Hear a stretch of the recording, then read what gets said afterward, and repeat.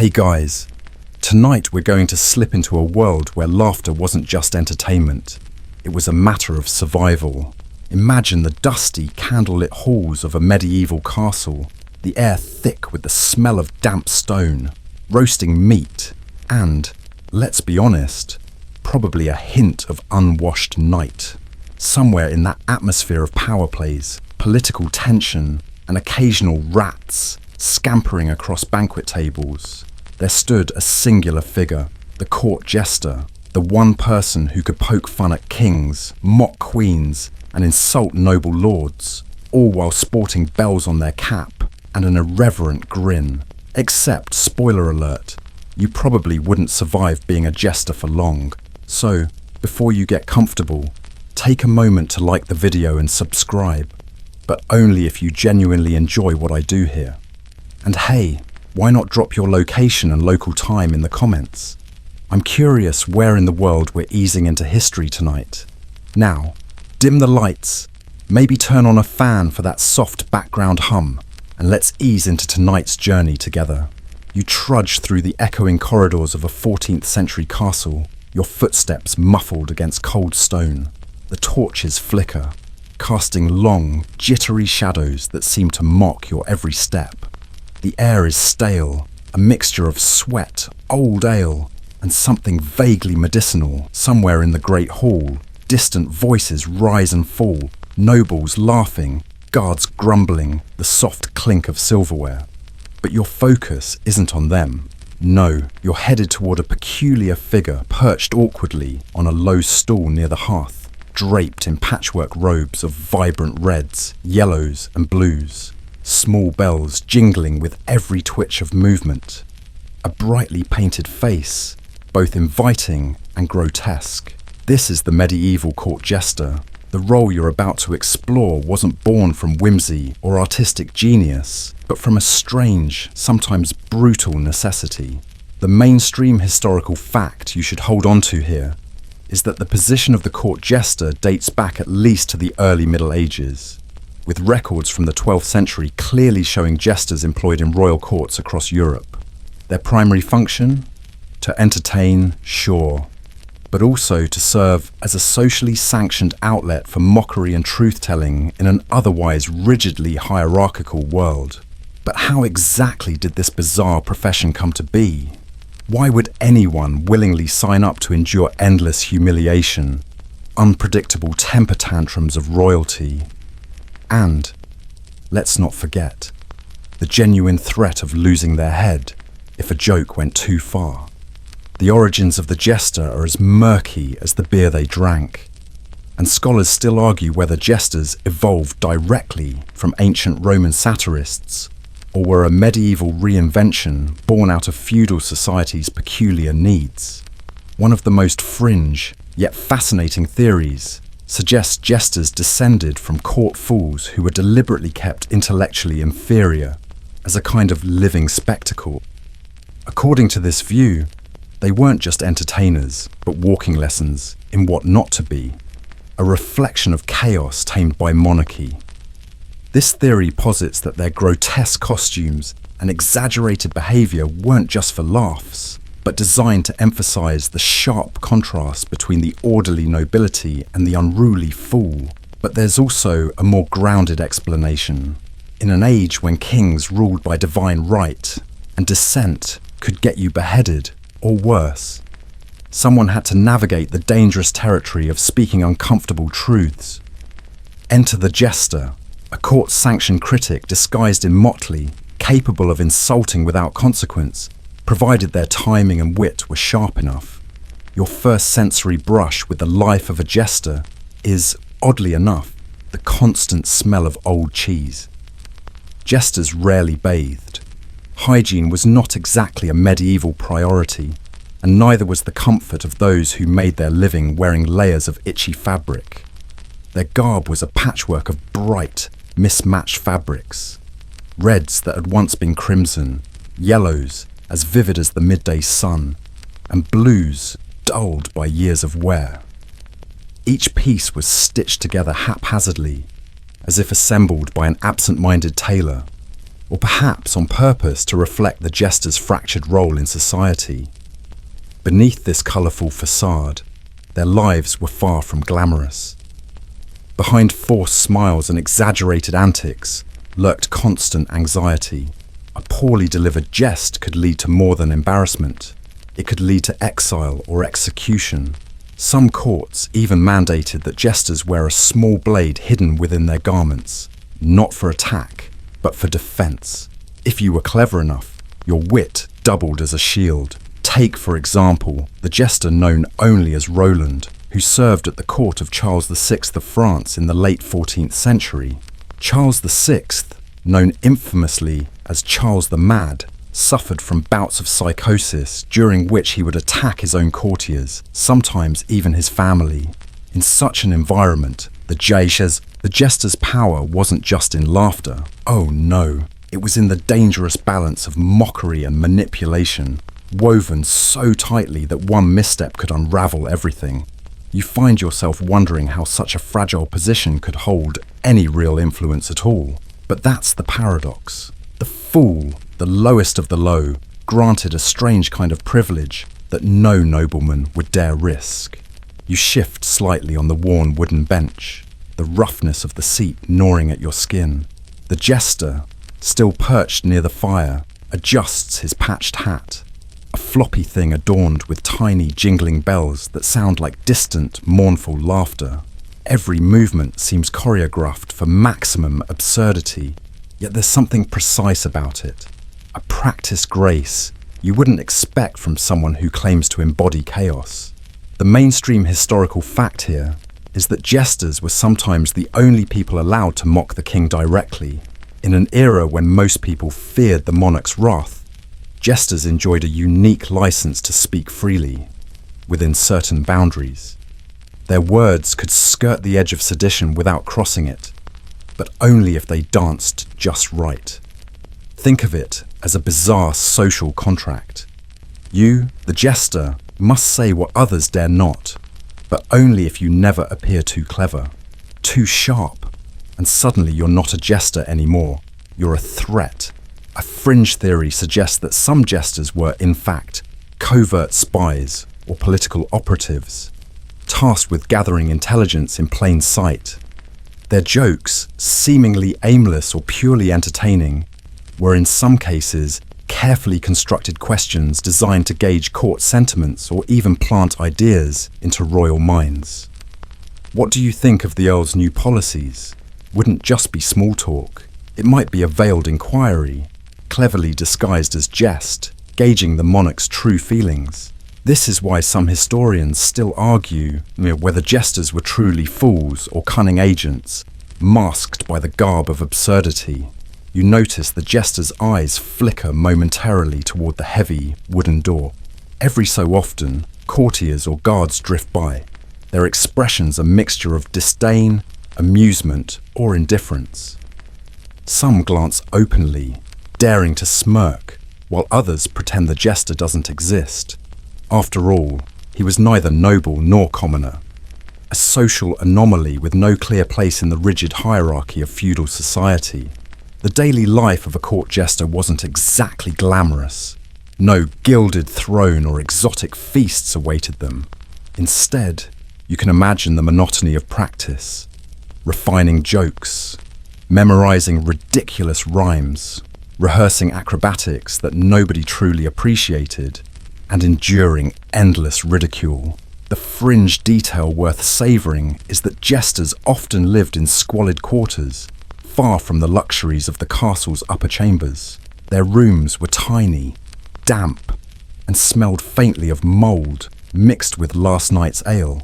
Unlike the nobles, who bathed when convenient, jesters might go weeks, sometimes months, without proper cleansing, adding an unmistakable layer of physical discomfort to their mental toil. Their routines were bizarre. One day, you'd perform slapstick for the king's amusement. The next, you'd scramble to entertain visiting dignitaries with nonsensical tales about talking goats or imaginary battles against invisible enemies. Sometimes, they were tasked with composing impromptu rhymes at court ceremonies. their words carefully towing the line between humour and offence. Get too clever, and the monarch's gaze might harden. Get too dull, and you'd be dismissed. One notable jester, Triboulet, served King Francis I of France during the 16th century. Triboulet was famous not just for his sharp tongue, but also for his ability to survive the whims of a notoriously temperamental king. The curious tidbit is that Triboulet allegedly once turned a potentially fatal royal insult back on the king himself, leading to uproarious laughter rather than execution. Whether this was mere bravado or carefully calculated strategy remains a point historians still debate. But the jester's influence didn't end there. Your mind drifts toward the quiet power that bubbles beneath the surface of court life. Though they appeared frivolous, some jesters became trusted confidants of their monarchs, the only person permitted to speak uncomfortable truths cloaked in mockery. Imagine a king, stressed, paranoid, and increasingly isolated, turning to his jester not just for laughs, but for genuine counsel. The jester's voice, absurd yet oddly clear, could articulate the fears the courtiers were too cowardly to voice. It's said that in some cases, jesters shaped policy decisions, subtly suggesting changes under the veil of humour. But there was always a risk. Being too honest could land a jester in the oubliette, or worse. Their survival depended entirely on reading the room, gauging the monarch's temperament, and knowing when to pull back. Some court records hint at jesters who vanished without extumescence. You rise from the hard bench, the jester's laughter trailing behind you like a faint, unsettling echo.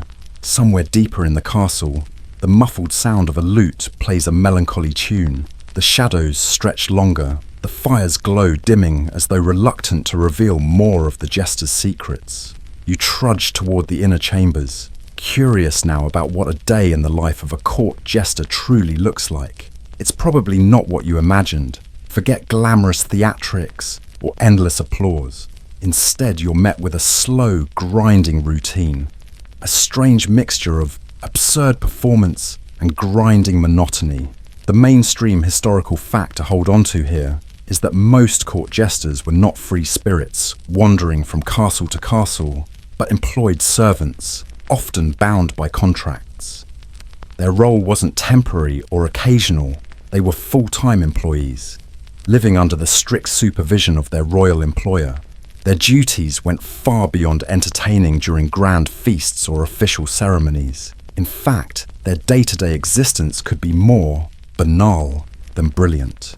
Imagine starting your morning not with a refreshing bath or a hearty breakfast, but by standing in front of a mirror, carefully applying layers of white lead paint and colourful pigments to your face. The practice was unpleasant, sometimes toxic, but necessary to maintain that exaggerated clownish visage. The lead-based makeup offered no protection, only the illusion of theatrical distance from the grim realities of castle life.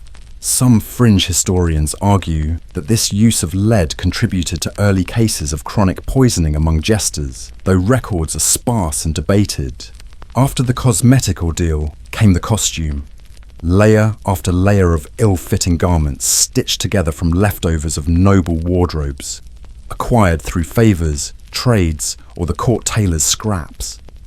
The typical jester wore a patchwork tunic of mismatched colours and patterns, reds that had once been vivid, now dulled by time, yellows stained by years of neglect.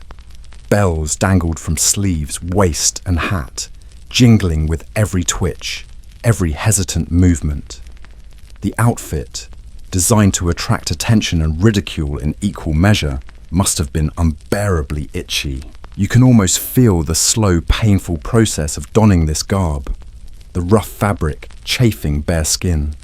The fringe tidbit here is that some jesters reportedly carried small hidden bells sewn into their clothing, not just for entertainment but as warnings. If they sensed someone approaching too quickly, the bells would jingle, giving them a split second to retreat, dodge, or prepare a sarcastic quip as a shield. Once dressed, The jester's day didn't consist solely of parading before nobles and telling bad jokes.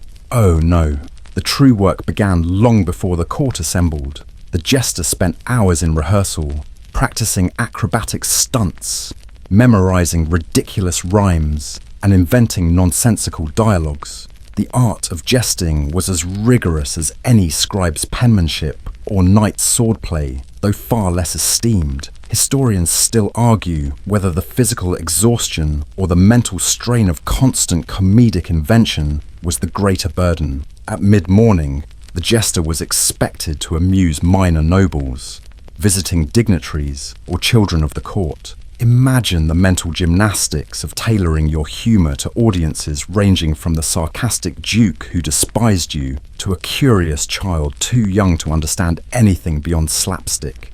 The jester had to navigate moods, political tensions, and temperaments. Each laugh earned was a precarious step on a tightrope of favour and disgrace. The jester's midday meal was hardly a feast. More likely, a cold slab of bread, some cheese if they were lucky, and a mug of watered-down ale.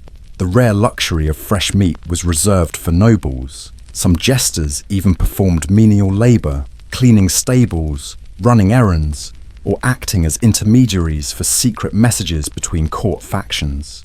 The boundary between entertainer and servant was deliberately blurred. One quirky account describes a jester who was ordered to eat a live frog during a royal banquet, not as part of an act, but as a demonstration of unquestioning loyalty and absurd humility. Whether this was a cruel punishment, you rise from the bench as the last embers of the hearth glow dimly, casting long, wavering shadows across the cold stone walls. The jester has gone silent for now, retreating into his quarters, leaving you alone with the faint echo of bells and the lingering smell of old sweat and stale bread. But the mystery of the jester's costume continues to pull you deeper into the story. A curious and oddly symbolic attire that marks them out from everyone else. The mainstream historical fact is that the jester's outfit was no mere fashion statement. Its design was deliberate and deeply symbolic. The patchwork colours, bright reds, yellows and blues, were meant to reflect disorder, chaos and folly. The pointed hat, sometimes sporting animal ears or horns, served as a constant reminder that the jester was not to be taken seriously, or perhaps should never be taken seriously. In some courts, the costume was designed to mimic a donkey, long associated with foolishness in European folklore. But there's a quirky detail you probably didn't expect. Some historians suggest that certain elements of the jester's costume, particularly the bells, were used not just for entertainment, but as a primitive form of psychological warfare. The jingling noise served to unsettle, distract, and draw attention at precisely the moments the jester wanted to manipulate. Imagine the sound. Soft, persistent, maddening, like a whispering insect no one could catch. More fringe still is the theory that the jester's motley wasn't simply a symbol of low status, but a form of camouflage, an early attempt to blend into the chaotic atmosphere of court life and political intrigue. Jesters could move almost unnoticed, their garb hiding subtle signals and concealed pockets filled with letters or strange trinkets intended for the royal ear alone. Historians still argue whether this was a deliberate espionage tool or merely convenient happenstance. As the afternoon light begins to wane, you follow the winding stone staircase upward toward the jester's personal quarters, a tiny room crowded with oddities. Faded tapestries, mismatched furniture, broken juggling pins, and an assortment of strange masks create an atmosphere both cozy and claustrophobic. The air feels heavier here, laced with the scent of ink, mildew, and something vaguely metallic. You step closer to the corner where the jester's costume hangs, a grotesque tapestry of bright, clashing fabrics sewn together with uneven stitches.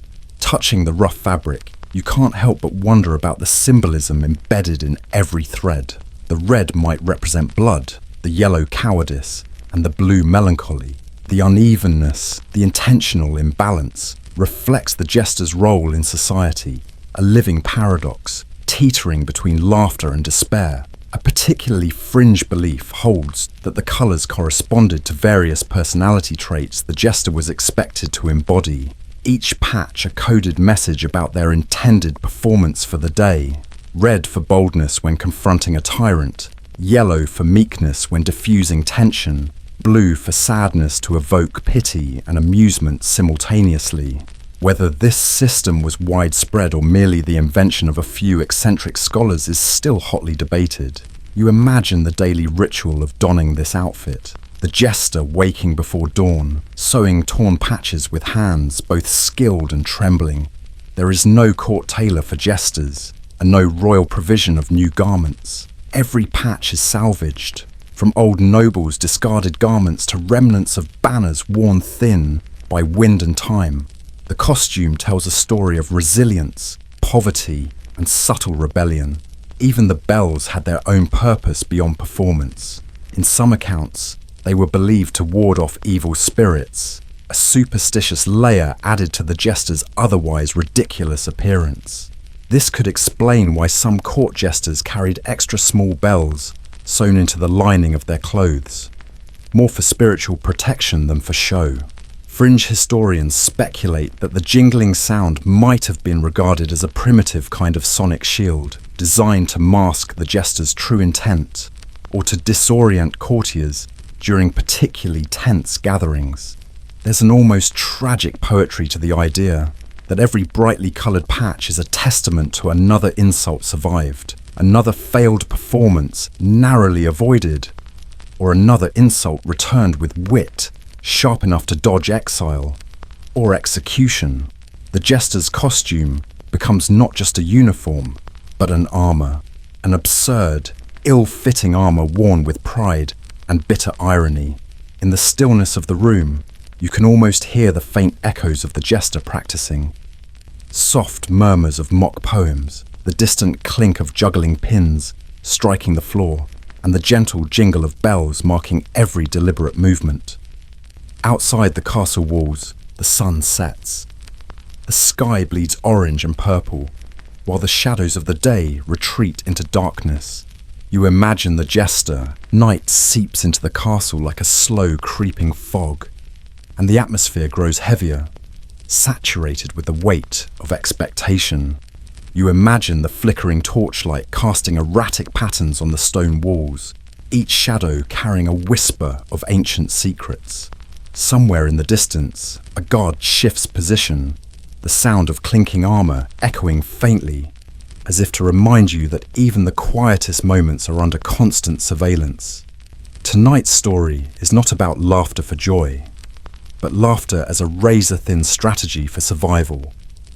The mainstream historical fact here is that jesters weren't simply entertainers. They were survivalists in absurd disguise. Their role extended beyond jesting. They acted as subtle critics, boundary pushers, and sometimes messengers. But in a time when speaking plainly could get you hanged or worse, jesters operated in the grey area of permitted insolence. Imagine your day unfolding in routines both bizarre and brutal. You wake early, the dim light of dawn seeping through the cracks in the castle walls. Your first task is always preparation, rehearsing lines that will make nobles chuckle or perhaps squirm. Your voice is hoarse from yesterday's forced laughter, but the act must go on. You practice in front of a cracked mirror, the reflection of your painted face staring back at you like an old friend and bitter enemy all at once. Then comes the lunch hour, a peculiar affair in itself. Rather than dine with the nobles, jesters often ate alone or with lower-ranked servants. Your food is simple: stale bread, perhaps some cheese salvaged from the kitchen's leftovers, and the occasional thin broth. The fringe detail worth noting is that jesters were sometimes given scraps no one else wanted, leading to the theory that their poor diet was a deliberate form of punishment or social control by the ruling class.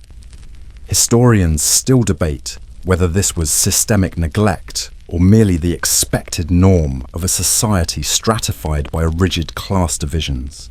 After eating, you rehearse again. Jesters were expected to keep their repertoire fresh, inventing new jokes, absurd songs, and dramatic gestures. Your mind churns through nonsensical rhymes, exaggerated insults, and slapstick sequences. Each must be precisely calibrated. Too harsh, and you risk angering the king. Too dull, and you fade into irrelevance. A particularly quirky tidbit is that some jesters maintained personal notebooks filled with coded jokes and observations. These were not just mere collections of humour, but cryptic journals chronicling court dynamics, personal grievances, and sometimes even political allegiances. One such surviving notebook, known to scholars as the Fool's Codex, is believed to contain veiled critiques of several monarchs, though decoding its full meaning remains an ongoing challenge. The middle of your day is typically spent performing small interludes, a poorly timed pun at a noble gathering, an exaggerated imitation of a pompous lord, or a mock duel staged for the amusement of visiting dignitaries. But these public performances are only part of your role. Between the bouts of feigned silliness, you are an observer, a recorder, a silent witness to the intrigues of court life. The most dangerous of your duties comes when tensions rise. A sudden political scandal, a whispered rumour of betrayal, or a nobleman's bad mood can shift the court's atmosphere from conviviality to hostility in an instant. In these moments, your role transforms subtly but irrevocably.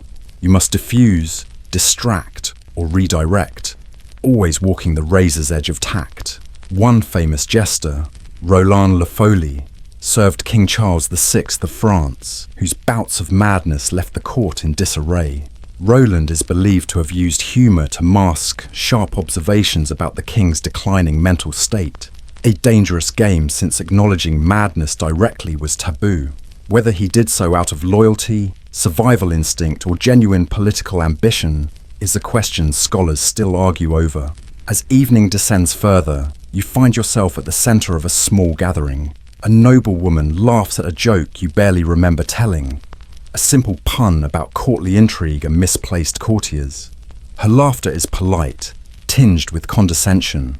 The jester's smile doesn't waver, but beneath the surface, you can feel the simmering exhaustion. Then comes the court's most feared test, the king's judgment. You approach the royal dais, where the king sits surrounded by his advisors, his face a mixture of boredom and latent menace. Tonight, his mood is unpredictable. You deliver a rehearsed piece, a ridiculous tale of a lord who mistook his own reflection for a rival. Laughter bubbles briefly, but the king's eyes narrow. More folly, he grumbles, half amused, half impatient. You bow deeply, the bells at your hat jingling faintly, and retreat, heart pounding. The precariousness of your position is laid bare. The jester is both the court's entertainment and you drift back towards the great hall, the chill of the stone floor seeping through your thin, worn shoes. The flickering torchlight now seems dimmer, shadows growing longer as if stretching to swallow the space between you and the royal dais. The court's atmosphere is heavier this evening, saturated with expectation and a low, simmering tension that can't be ignored. The mainstream historical fact to anchor your thoughts is this: royal reactions to jesters varied wildly. Some monarchs adored their jesters, treating them as indispensable companions, while others viewed them as liabilities, dangerous fools at best, and subversive spies at worst. The capriciousness of royal temperament meant the jester's survival relied entirely on perfect timing, impeccable wit, and an uncanny ability to read shifting moods. Your gaze fixes on the monarch, a powerful figure cloaked in brocade and fur, eyes sharp as a hawk's, scanning the court like a man perpetually seeking betrayal. You wonder how many times this very ruler has gone from laughter to rage in the blink of an eye. The jester's role was uniquely perilous because humour, after all, is subjective. A joke that amused one king might infuriate another. Some rulers found the jester's mockery a necessary release valve, a way to laugh at their own follies without admitting weakness. Others viewed it as a direct challenge, an insult to their divine right. A particularly quirky tidbit emerges from the annals of history. King Henry VIII of England is said to have had a court jester who specialised in insulting the king's own appearance and temperament, a risky endeavour, considering Henry's notoriously volatile personality. Yet, the jester not only survived but thrived, believed to possess a unique talent for delivering barbs so absurd that they disarmed anger, turning potential punishments into uproarious laughter. Some historians suggest this jester's success lay in carefully constructed ambiguity, ensuring that every insult was just vague enough to be plausible deniability. There's a fringe theory worth mulling over, that some jesters were deliberately encouraged to push boundaries, to test the limits of the monarch's tolerance, almost as a psychological experiment. Was the jester a sanctioned anarchist, employed by the crown to remind the court of its own fragility? Historians still argue whether this role was officially acknowledged or merely the unsanctioned truth of medieval power dynamics. Tonight, as you approach the dais, the tension thickens. The king's eyes flick toward you, calculating and inscrutable. You deliver a line you've rehearsed countless times. A ridiculous tale of a courtier who mistook the royal chamber pot for a throne. The nobles chuckle, a mix of polite laughter and awkward shifts in their chairs. The king remains impassive, but you catch the faintest twitch of amusement at the corner of his mouth. Then, without warning, the king speaks. "A good jest," he murmurs. "But tell me, fool, do you intend to insult me or merely amuse?" The room holds its breath. You respond smoothly, your voice steady but measured. "Majesty, I aim only to reflect the truth in its most absurd form, so that we might all laugh together." There's a pause, a silence thick enough to suffocate. A rare smile cracks across the king's face, brief and enigmatic. "Very well," he declares, and the court exhales. It's moments like these where the jester's power becomes apparent. The ability to walk the knife's edge, to challenge and disarm simultaneously. A delicate dance between subversion and submission. But not every royal was so forgiving. In some courts, jesters were punished for jokes that crossed invisible lines. One infamous case involved a jester who made a quip about a noble's scandalous affair. A seemingly innocent jest that led to his abrupt dismissal, and rumours suggest imprisonment. Whether this was due to genuine offence or political manoeuvring is a question historians still debate. You think of the many times the jester's role extended into dangerous territory. Beyond entertaining, jesters sometimes acted as court diplomats of sorts, their foolishness allowing them to probe sensitive topics without the usual political repercussions. They could ask dangerous questions under the guise of jest, forcing nobles to reveal secrets or inconsistencies in their claims. The most fringe speculation is that some jesters were covert revolutionaries, subtly planting seeds of discontent among the court and populace. By ridiculing corruption and incompetence, they might have stoked the fires of rebellion, all while appearing harmless. Though proof is scarce and heavily disputed, the theory persists like a shadow over historical records. As you step back from the dais, your heart beats a little faster, not from fear this time, but from the sheer weight of the unspoken.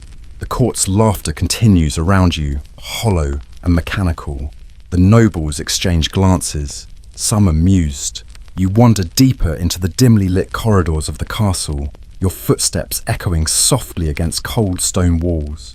Somewhere, the faint creaking of ancient wood groans under its own age, a reminder that the structure itself seems as fragile and worn as the position you're about to explore, the odd relationship between jesters and scholars.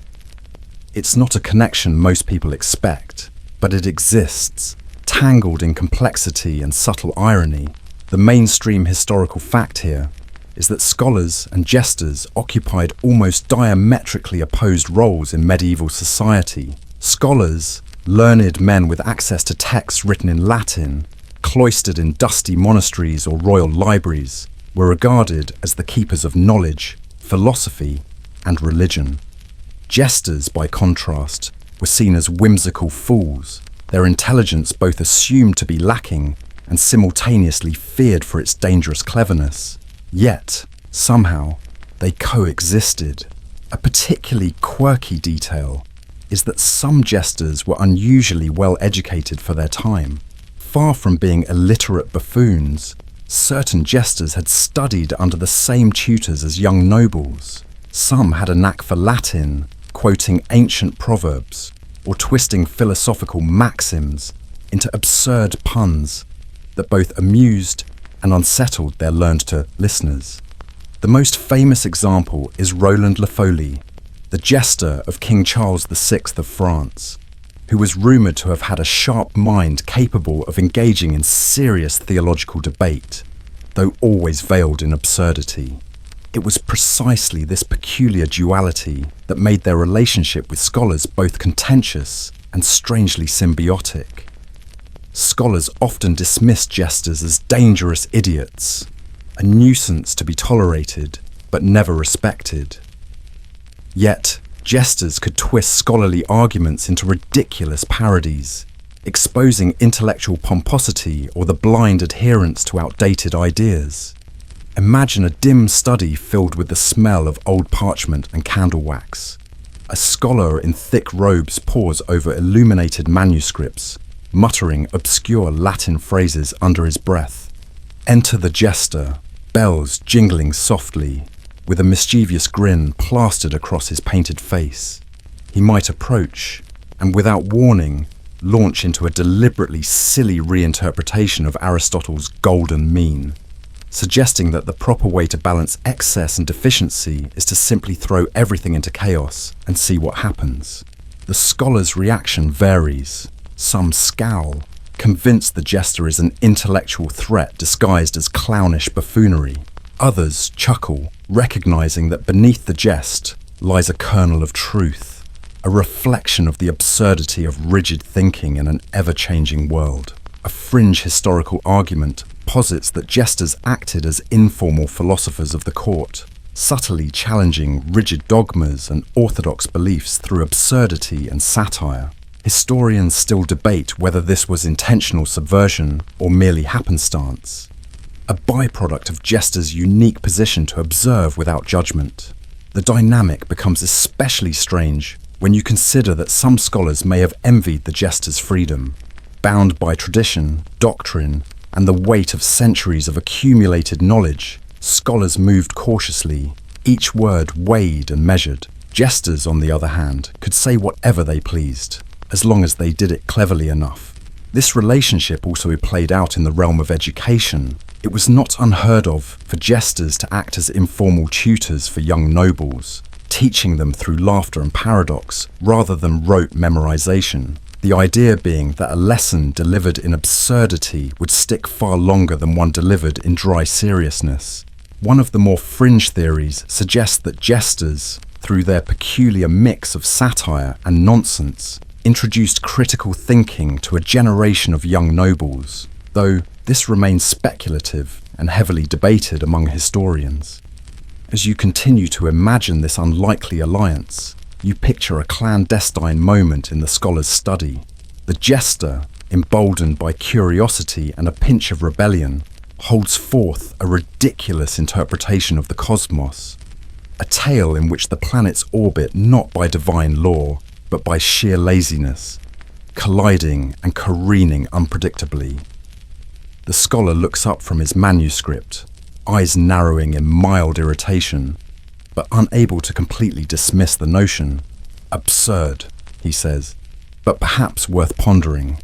It's this balance of knowledge twisted into folly, of wisdom disguised as nonsense, that grants the jester a unique place in history. You feel the strange pull of it now. the realization that jesters were more than mere entertainers or survivalists.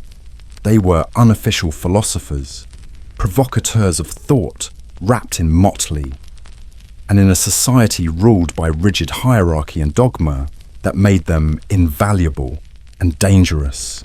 Because in the world of court politics, sometimes the sharpest insight came wrapped in the silliest joke.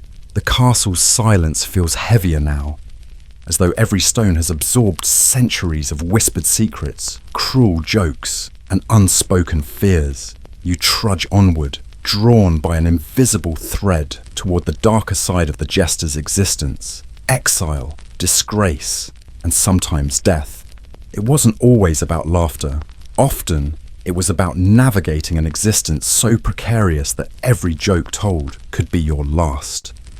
The mainstream historical fact to keep in mind is that many jesters did not retire in comfort.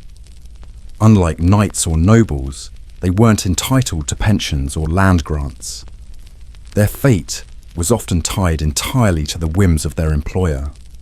If a king or noble grew tired of their mockery, or worse, their wit exposed a dangerous truth, the jester might find himself cast out, imprisoned, or executed without ceremony. One fringe yet compelling case involves the court jester named Will Sommers, who served Henry VIII. Sommers is one of the few whose life is relatively well documented, not because of scandal or disgrace, but because of his unusual ability to navigate court politics and survive for decades. While most jesters disappeared into oblivion or met violent ends, Will thrived, thanks to a peculiar mixture of charm, wit, and careful avoidance of controversy. Some historians still argue whether his success was sheer luck or a cunning political maneuver. Imagine for a moment the low, damp cell into which an exiled jester might be thrown. The air is thick with despair, the faint echo of a distant laughter now twisted into something cruel and mocking. You picture a solitary figure, perhaps once vibrant, now gaunt, chained to the wall, his motley discarded and tattered beyond recognition. One particularly haunting fringe theory suggests that some jester exiles were used as political scapegoats, their downfall orchestrated by rival factions within the court. The theory holds that by blaming the jester for embarrassing missteps or scandals, ambitious nobles could shift attention away from their own machinations. Historians still debate whether this was systemic or the unfortunate result of individual vendettas. Your mind drifts to the infamous case of Triboulet, a jester at the court of King Francis I of France. Triboulet allegedly overstepped his bounds by mocking a powerful noble, leading not just to his disgrace, but reportedly to his execution. Some fringe scholars argue that Triboulet's death was not punishment for a simple joke, but a politically motivated act designed to silence dissent at a time of courtly upheaval. Whether this is true or merely court gossip remains one of history's enduring mysteries. Exile for a jester was not always permanent, though.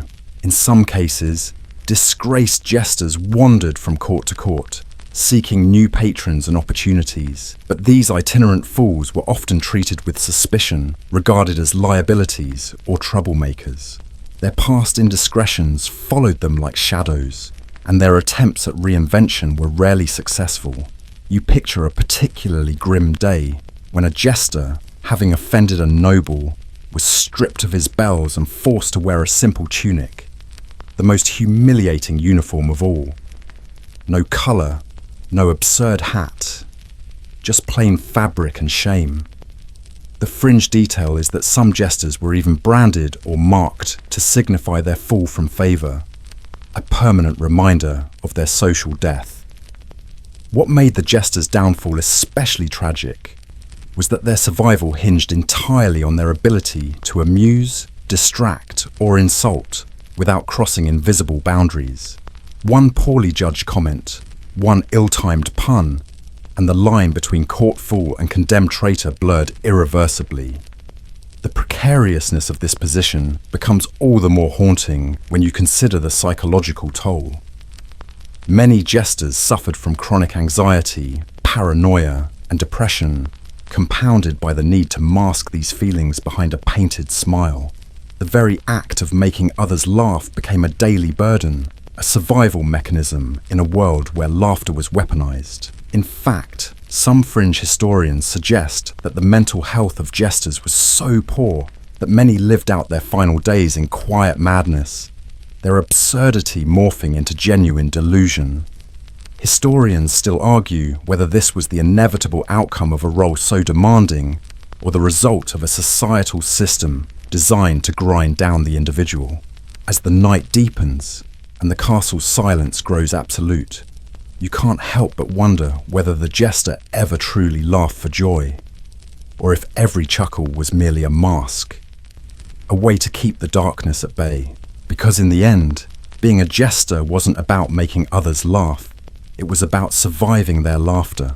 The castle walls seemed to breathe now, their ancient stones absorbing every sound, the muffled whispers of scheming courtiers, the occasional scuff of a servant's feet, the faint jingling of a forgotten bell. You tread lightly, sensing the weight of history that surrounds you, as though every brick holds 1,000 untold stories. And in this quiet, you are drawn to the most curious and enigmatic power ever wielded by a jester: secret influence. The mainstream historical fact is that some jesters were more than entertainers. They were covert advisors and confidants, sometimes whispering into royal ears when no one else dared. Their supposed foolishness gave them unparalleled access, not just to performance spaces, but to the king's private chambers. Because who would suspect the fool of treachery or counsel?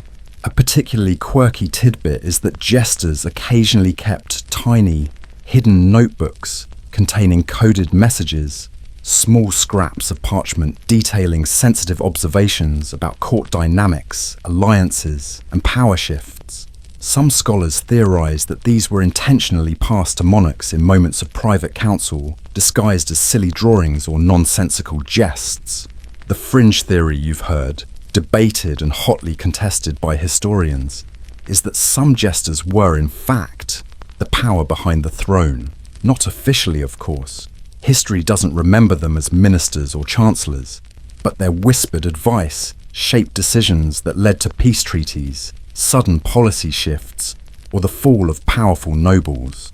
Some scholars still argue whether these supposed foolish whispers were deliberate manipulation or accidental insight by men and women forced to survive through absurdity. Imagine a scenario.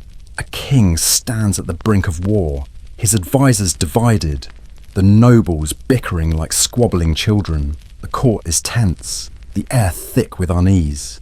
Into this charged atmosphere steps the jester, a grin plastered across his face, bells jingling softly. He offers a ridiculous metaphor comparing the looming battle to a quarrel over spilled wine between two overgrown men. The nobles chuckle, the tension eases, and suddenly a solution seems obvious. A diplomatic proposal no one dared suggest. This was no accident. Some historians suggest it was the deliberate act of a jester trained in the art of subtle influence. The absurdity of the metaphor allowed powerful men to consider dangerous ideas without fear of direct accusation. You picture another scene, a royal banquet in full swing, nobles sipping fine wine, servants bustling about, musicians plucking melancholic tunes. The jester, once dismissed as mere comic relief, approaches the king in a quiet corner, far from prying eyes.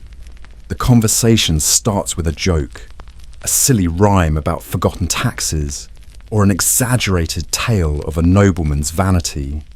But gradually, the words shift in tone, almost imperceptibly, into veiled advice. Perhaps, Your Majesty, the treasury might prosper if those who flatter you were paid in empty promises rather than gold. The king smiles, nods slightly, and the jester retreats, a master of subtlety. A fringe story suggests that one jester was instrumental in preventing a major political assassination. Instead of openly denouncing the assassin's plan, He spun a nonsensical tale during a court gathering that ridiculed the would-be assassin's ambitions so thoroughly that it forced the conspirator into retreat. The veracity of this claim remains hotly debated, but its persistence speaks volumes about the jester's potential influence. What strikes you is the fragile power of invisibility, because the jester's influence was never direct. They wielded power through ambiguity, disguise, and absurdity. Their words were never officially recorded as decrees or mandates, but existed in whispers, smirks, and subtle glances. A political maneuver wrapped in a ridiculous rhyme. A coded message hidden in a clown's notebook. And while the nobles plotted and maneuvered openly, the jester operated in the shadows, a silent architect of events. The fringe detail to savour here is that some jesters were rumoured to possess intimate knowledge of court scandals, political plots, and personal secrets of the royal family. Their ability to observe without drawing attention allowed them to amass knowledge far beyond that of any courtier or minister. Imagine the jester now, standing just outside the king's chambers, listening. The faint murmur of a conversation carries through the door, a whispered argument about alliances, betrayals, or a future war. The jester smiles, knowing full well that tomorrow's performance may subtly shape the outcome of these clandestine decisions. Because in a court ruled by power and fear, sometimes the fool held the sharpest blade. You move deeper into the shadows of the castle's ancient corridors, where whispers of past intrigues seem to hang like dust in the air. The faint sound of distant laughter, whether real or imagined, echoes around you. You realize the jester's life wasn't merely about entertainment or survival, but about navigating the perilous web of court intrigue. Every joke, every exaggerated gesture, every carefully crafted insult was a thread in a much larger tapestry of manipulation and scheming. The mainstream historical fact is that court intrigue was a daily reality in medieval life. Political alliances were fragile, rivalries simmered beneath polite conversation, and power was a game of subtle moves, whispered plots, and backroom deals. Jesters, though outwardly ridiculous, stood at the heart of this invisible chessboard. Their proximity to the monarch and lower status allowed them to operate with a degree of freedom and deniability other courtiers lacked. A particularly quirky detail is that some jesters were reputed to use puppets as extensions of their influence. These were not mere playthings for entertainment, but cleverly constructed marionettes, sometimes adorned with miniature royal crests or symbols of noble houses. The puppets would perform mock parodies of court affairs, subtly hinting at scandal, duplicity, or incompetence. Fringe historians theorize that puppetry was an elaborate form of coded commentary, where each performance was designed to send a message to select courtiers or the king himself. Historians still argue whether this was a widespread practice or limited to a few exceptional jesters operating in highly political courts. Some suggest that puppet performances were clandestine warnings, veiled critiques that, if properly understood, might alter the course of politics. Others maintain they were simply low entertainment, appreciated for their absurdity without any intended meaning. You imagine a particularly tense evening, a council meeting in progress.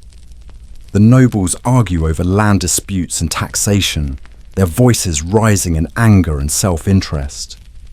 The jester sits quietly in a corner, seemingly disengaged.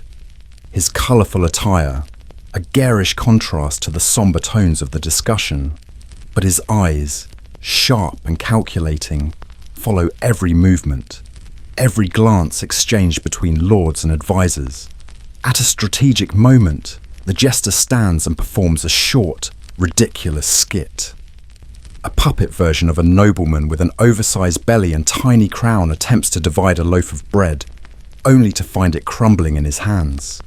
The assembled courtiers chuckle, though the laughter is tinged with awkwardness. The king's gaze lingers on the puppet, a subtle flicker of recognition in his eyes.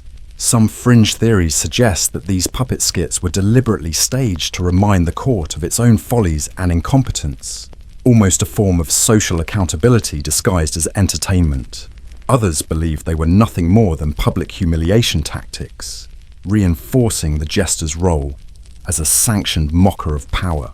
Then comes the darker side of intrigue. The most dangerous game played by jesters was betrayal cloaked in jest, because while they amused and distracted, they also reported. That's right, the very jokes that made nobles chuckle often concealed coded reports back to the king. A veiled insult about a lord's questionable dealings, a farcical rhyme alluding to a noble's treachery, or a mock prophecy hinting at a pending coup. One famous jester is believed to have been pivotal in exposing a plot against the king. Rather than delivering a straightforward denunciation, which would have been dangerous, he performed a satirical poem during a banquet, subtly mocking the conspirators without naming names. The poem's seemingly ridiculous verses were enough to alert the king, who then acted swiftly to dismantle the plot. Whether this was deliberate espionage or fortunate happenstance remains one of history's most debated points. You sense the bitter irony now. The jester was both puppet and puppeteer, a fool in appearance, but a master of influence in reality. Their role as a court's designated fool provided cover for some of the most dangerous, politically charged performances ever staged. A particularly fringe idea claims that some jesters were part of an unofficial network of informants, passing coded messages between monarchs and foreign powers, using their unique position to move undetected. Historians still debate whether this was widespread espionage or merely the embellishment of later storytellers seeking drama in the jester's myth. The night grows colder, and the castle's shadows seem to deepen. You imagine the countless whispered plots, half-spoken secrets, and veiled threats the jester has been party to. Every jest delivered in the grand hall, every puppet performance, every sly wink carried layers of meaning only a select few could decipher. Because in a world of power, betrayal, and ambition, you continue your slow steps through the labyrinth of the castle, the torchlight flickering as if trying to ward off unseen shadows. The deeper you go, the more you feel the peculiar tension of a world where the lines between insider and outsider blur. The jester, you realize, lived a strange existence, neither noble nor commoner, neither powerful nor utterly powerless. The mainstream historical fact is that the jester's social standing was uniquely ambiguous. Unlike knights, lords, or scholars, jesters occupied no clear place in the rigid medieval hierarchy. They weren't servants in the traditional sense, nor were they a part of the aristocracy. Instead, they were tolerated anomalies, both central to court life and perpetual outsiders. You imagine the curious hierarchy of the court itself. Lords and ladies wearing embroidered silks and armour, scholars in heavy robes steeped in knowledge, and servants scurrying about in plain garments. Then there was the jester, clothed in patchwork colours, bells jingling softly, face painted white or grotesquely bright. They were simultaneously the most visible and the least respected. A quirky detail worth savouring is that some jesters were even granted small privileges normally denied to commoners. For example, they could enter royal chambers unbidden, make direct remarks to the monarch without the usual deference required of other courtiers, and occasionally carry small personal items, privileges strictly controlled for others. In some rare cases, jesters even had private quarters within the castle, though far humbler than those of nobles. Yet, their status remained ambiguous. Fringe historians theorize that this peculiar position was by design, a way for monarchs to maintain a class of compliant outliers. The jester was allowed to speak the truth precisely because no one took them seriously. Historians still argue whether this role was a deliberate political tool or a byproduct of social chaos. You imagine an odd scene. A formal banquet in full swing. Nobles dine on roast meats and wine. Scholars discuss the nature of the cosmos in low, serious tones, while the jester sits in a corner, ever watchful.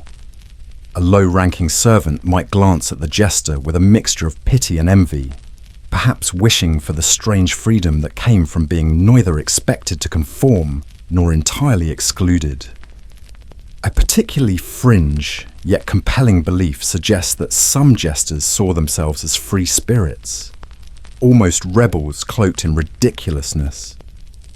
Rather than simply trying to survive, these jesters relished their ambiguous status, finding in it a peculiar power. Because when you're neither one thing nor another, you don't have to play by the same rules. You can mock, you can observe, and you can subtly influence, all while remaining seemingly inconsequential. The open scholarly debate centers around whether this social ambiguity was sustainable. Did it empower the jester or erode their identity? Some argue that it led to existential crises, while others claim it was an ingenious survival tactic in an unforgiving world. Your thoughts drift to the rare but fascinating accounts of jesters who leveraged their position to rise in influence. Some managed to become close confidants of kings, occasionally even acting as informal counselors or agents. But these were exceptions, not the rule. For most, the jester remained perpetually trapped in a half-existence. One obscure story tells of a female jester, remarkably rare in medieval Europe, who used her ambiguous position to navigate the treacherous waters of court intrigue more effectively than her male counterparts. Because women held even less formal power in the court's hierarchy, she became invisible in many ways, able to speak truths that others dared not voice. Her tale remains heavily debated among historians, some viewing it as mythologized legend, others as fact obscured by time. Imagine now the loneliness that must have pervaded such an existence. The jester, dressed in bright colors, surrounded by laughter and applause, yet fundamentally isolated, neither noble nor servant, neither accepted nor entirely reviled. An outlier in a rigid system of rank and duty. You sense the bitter irony. The most visible person in the room could also be the most invisible. Because in the strange hierarchical world of medieval courts, the jester occupied a place all their own. A place of neither power nor weakness, but paradox. The air grows heavier now, colder, as if the stone walls themselves are holding their breath. You move carefully, sensing that the story you're about to delve into is more than whimsy. It's survival by performance, an art form forged in fear and uncertainty. Because the most fascinating and most harrowing part of being a jester was always the risk of public humiliation. The mainstream historical fact is that public humiliation was one of the primary tools of control in medieval courts. Nobles and monarchs wielded shame as effectively as a sword. For the jester, humiliation could be both weapon and punishment. Their job was to mock and provoke, but also to absorb the ridicule that no one else could bear.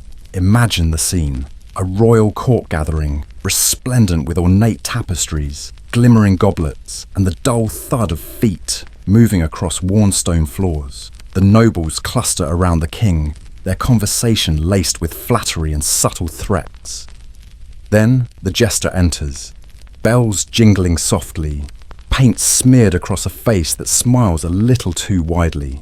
A particularly quirky detail is that some jesters specialized in self-deprecating humor that pushed the boundaries of decency. One jester, known only by the moniker Grimaldo the Grotesque, was infamous for baring his teeth and mimicking the king's most embarrassing habits: sloppy eating, bumbling speech, and ill-considered decisions, while the court alternately chuckled and recoiled. Historians still argue whether this extreme form of mockery was state-sanctioned or an act of defiance.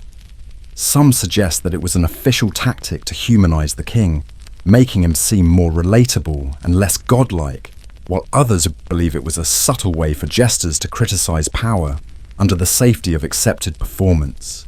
You imagine a day when the joke went too far, Grimaldo, in front of the entire court, mimicked the king's most recent diplomatic blunder, perhaps an ill-timed treaty or an embarrassing failed negotiation. The nobles laughed nervously, their eyes darting toward the king, whose expression darkened as quickly as it had brightened earlier. "Enough!" the king bellowed, his voice sharp as broken glass. The jester froze, the bells in his cap falling silent. The court fell deathly quiet. Rather than fleeing, Grimaldo simply bowed deeply, muttering a self-effacing rhyme. "A fool am I, whose wit offends, yet lives to mock where honour bends." It was a calculated risk, a desperate bid for survival, and sometimes the king allowed it. Other times, the punishment was swift. One particularly fringe theory holds that jesters were secretly recruited from disgraced or failed nobles. Having already fallen from grace, these individuals became jesters as a final, humiliating punishment, but also as a form of redemption, a chance to survive within a system that had otherwise discarded them.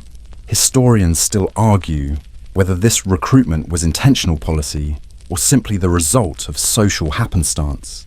The psychological toll of public humiliation weighed heavily. Many jesters reportedly suffered from chronic depression, paranoia, and fear of reprisal. The very act of being laughed at, of having one's dignity torn apart for others' amusement, created a unique breed of survivor, resilient, deeply self-aware, and often deeply cynical. A fringe detail suggests that some jesters deliberately sought out humiliation as a form of control. By preemptively mocking themselves, they disarmed potential critics, taking the sting out of shame before others could wield it. This paradox of self-humiliation as self-preservation is still widely debated. You picture another jester, this one nameless, who performed such a grotesque self-parody that even the king's most loyal advisors winced. Yet, through sheer audacity, the jester gained a peculiar form of immunity. "You can't punish me for what I already punish myself for," he seemed to say, his eyes glinting beneath his painted mask. But the shadow of humiliation was never far. There were countless jesters whose stories ended in despair, banished, imprisoned, or worse. Some were broken by a single bad joke. Others fell victim to shifting court politics, used as scapegoats for royal incompetence. The cruelest irony was that while jesters were paid to provoke laughter, they lived in constant fear that the laughter would turn against them. Because in the end, the most dangerous joke was the one they told themselves. The air grows heavier now, colder, as if the stone walls themselves are holding their breath. You move carefully, sensing that the story you're about to delve into is more than whimsy. It's survival by performance, an art form forged in fear and uncertainty. Because the most fascinating and most harrowing part of being a jester was always the risk of public humiliation. The mainstream historical fact is that public humiliation was one of the primary tools of control in medieval courts. Nobles and monarchs willed you tread farther into the castle's vast, cold emptiness, the silence now pressing against you like a heavy fog.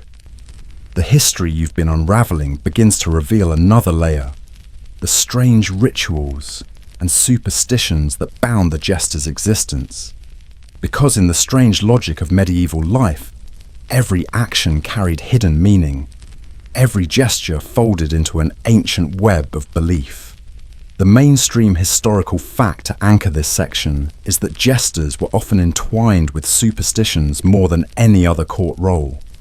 In a world governed by religion and fear of the supernatural, the jester's chaotic, unpredictable nature was seen as both a blessing and a curse. They were thought to hold the power to ward off evil spirits, or conversely, to attract misfortune.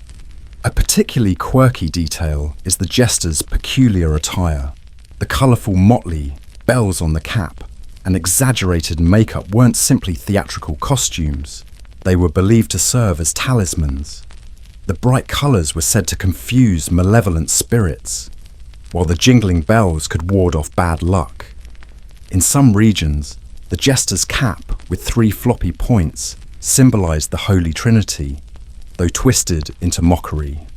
A fringe theory, hotly debated by historians, claims that some jesters were deliberately chosen because of perceived spiritual instability. Their supposed madness and foolishness were seen as signs of special insight or a closer connection to the supernatural. These jesters were not merely entertainers, but shamans of sorts, their nonsense a ritualized language bridging the natural and the otherworldly. You imagine a particularly eerie scene, a stormy night, lightning crackling across the sky. The castle trembles as thunder rumbles in the distance. The jester stands alone in a courtyard, bells jingling louder than ever, reciting nonsensical rhymes that sound like incantations. The courtiers, huddled indoors, glance nervously toward the windows, half expecting the skies to open and spirits to descend. One curious fringe detail is that some jesters were specifically tasked with performing protective rituals during times of plague or famine. These performances weren't for entertainment, but for exorcism or appeasement, their absurdity thought to confuse or distract disease and misfortune. Historians still argue whether these rituals were official practices sanctioned by the church or simply folk customs that survived by folklore. A particularly infamous case involved a jester named Farinelli, who reportedly performed wild dances around the plague-stricken wards of a castle during the Black Death. His performances were intended to ward off the disease, though he was eventually blamed for spreading it. Whether Farinelli's ritual was a desperate attempt at healing or sheer madness remains a matter of scholarly dispute. You reflect on the subtle power of belief. In a world where superstition ruled, the jester's role was both amplified and burdened. Their ridiculous appearance made them a lightning rod for hope and fear, simultaneously a talisman and a scapegoat. Another fringe idea suggests that some jesters were believed to possess prophetic abilities. Hidden in their absurd rhymes and strange metaphors were veiled predictions of future events. One jester supposedly foretold a royal assassination through a nonsensical rhyme about a fallen crown and a weeping raven, which later coincidentally aligned with the tragic demise of a king. Historians still debate the accuracy of such claims. Was this prophecy genuine insight, clever manipulation, or pure coincidence? The line between foresight and folly blurred. You picture now the jester caught in the liminal space between sacred and profane, wisdom and madness. Each gesture, each joke served a dual purpose: to amuse and to protect, to provoke and to shield. Their motley was not merely costume, but armour, a shield against both human and supernatural peril. The most haunting irony emerges as you realise that the very superstitions that elevated the jester's status also rendered them vulnerable.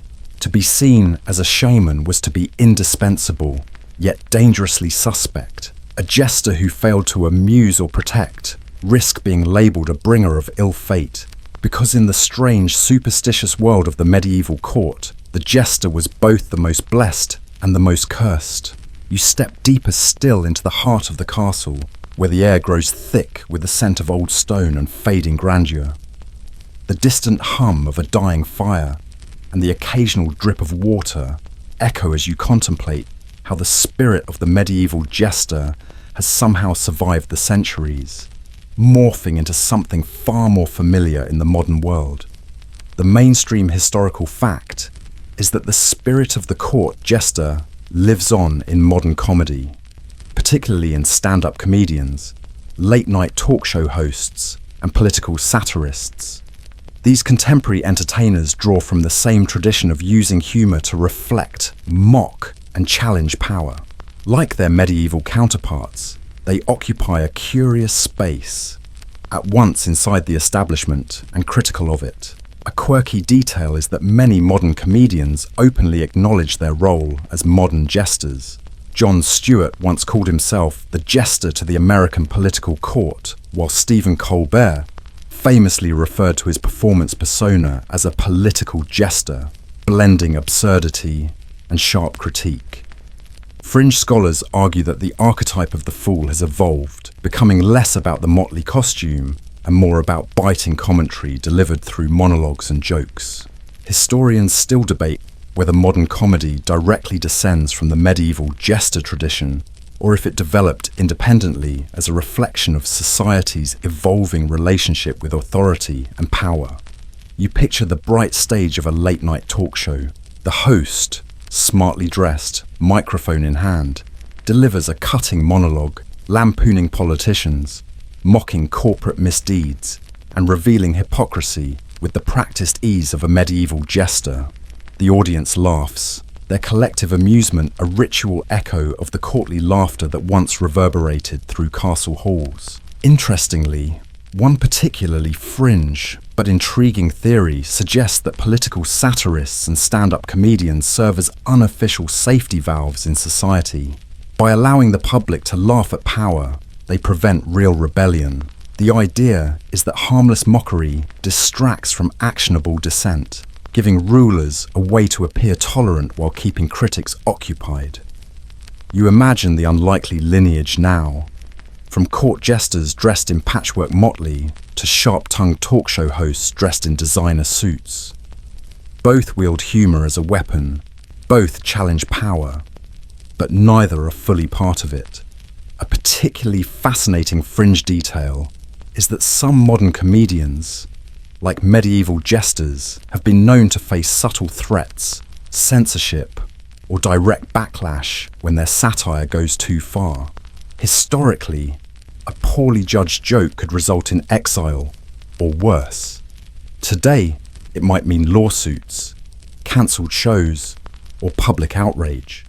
The precarious balance between entertainment and offence remains as fragile now as it was then. There's also a curious parallel in the way both jesters and modern comedians act as society's unofficial truth-tellers. The jester could mock the king's vanity. The stand-up comedian skewers the president's incompetence. Both speak uncomfortable truths disguised as jest. Both are permitted to tread where others fear to go. A fringe yet debated point holds that the rise of mass media has amplified the jester's influence far beyond the medieval court. Instead of addressing a handful of nobles, modern comedians reach millions, shaping public opinion, revealing hypocrisy, and providing a mirror to society's follies. Historians still argue whether this shift represents a democratization of the jester's role or a dangerous commercialization of dissent. You picture now a comedian backstage, nervously sipping water before a big performance. The audience waits, the cameras roll, and for a few moments the world holds its breath. The joke lands, laughter erupts, and the jester, whether in motley or business casual, has once again held a mirror up to power. The strange continuity becomes undeniable. The modern jester is not so different from the one who danced through medieval courts. Both play with fire. Both navigate the thin line between laughter and shame, truth and offence, acceptance and exile.